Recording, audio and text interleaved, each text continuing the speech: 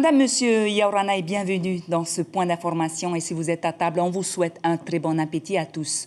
Les habitants de Outuroa retourneront-ils aux urnes? Le rapporteur public du tribunal administratif a conclu en faveur de nouvelles élections. En cause, sur les 14 procurations, 4 sont jugées irrégulières et seulement 10 voix, je rappelle, séparées Mwanam Broderson de la maire sortante Sylviane Terouatea.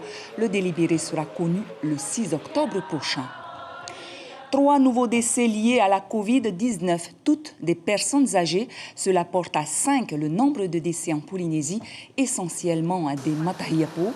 Beaucoup de questions restent en suspens. Quels sont les profils de ces victimes? Est-ce qu'elles étaient atteintes par la Covid-19 avant d'être hospitalisées? James O et Jérôme Lee ont rencontré le docteur Charles Tetaria, un reportage que vous retrouverez dans vos éditions de ce soir. Et nous vous en parlions hier soir également dans nos journaux du taux d'absentéisme important à l'université dû aussi à la Covid-19. C'est le même constat du côté des écoles élémentaires, collèges et lycées. De 7% au début du virus, on est passé à 17% aujourd'hui. On écoute le principal du collège de Paea au micro de Vito Tapa.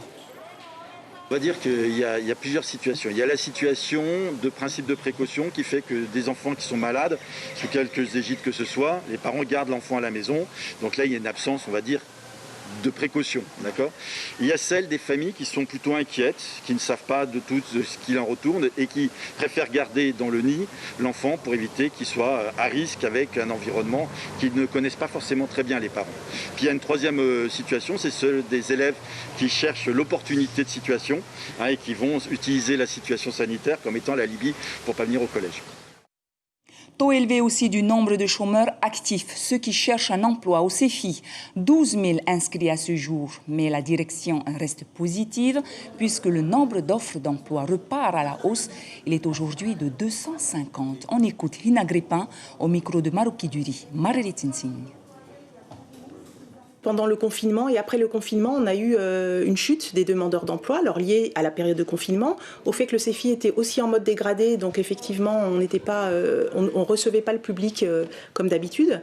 Et puis je pense lié aussi au fait que les demandeurs d'emploi étaient assez attentistes, compte tenu du fait qu'on expliquait que le marché était très tendu. Et là, depuis effectivement le mois de juillet-août, les demandeurs d'emploi reviennent, à nouveau font des inscriptions actives, et donc on atteint aujourd'hui nos 12 000 demandeurs d'emploi traditionnelle. Bien connue pour ses émissions télé sur la cuisine, elle veut faire jouer sa notoriété pour briser le silence à propos d'un sujet douloureux, les violences et les abus sexuels dont elle a elle-même été victime pendant son enfance. Mahiata Baner, invitée Café d'Ibrahim Amenadzi ce matin. Son association Teara Ohina a été créée officiellement hier. Mahiata espère avant la fin de l'année mettre en place un numéro de téléphone, une ligne directe que tout le monde pourra appeler pour témoigner. C'est le suicide dernièrement de la jeune stagiaire du RSMA qui avait porté plainte pour viol, qui a décidé, Mahiata Baner, à s'exprimer ouvertement. Extrait. J'ai beaucoup de femmes qui vivent avec des secrets depuis plus de 30 ans et qui aujourd'hui, à travers le témoignage que moi j'ai fait, se sont libérées de ce poids qui a été porté pendant tellement d'années. Donc effectivement, ce sont des cicatrices qu'on est obligé de réouvrir si on a envie d'avancer un peu plus loin dans la reconstruction de sa vie. Mais c'est nécessaire. Et on est obligé d'en passer par là. C'est un sujet très tabou, ça va être un sujet très tabou pendant encore très longtemps. Mais moi, si je peux faire bouger les choses et que je peux libérer la parole, plus la parole va être libérée, plus ce sujet ne va plus être tabou, plus les gens vont pouvoir en parler librement et plus les choses vont s'améliorer. La femme polynésienne aujourd'hui a une place qui n'est plus la sienne, je suis désolée de le dire.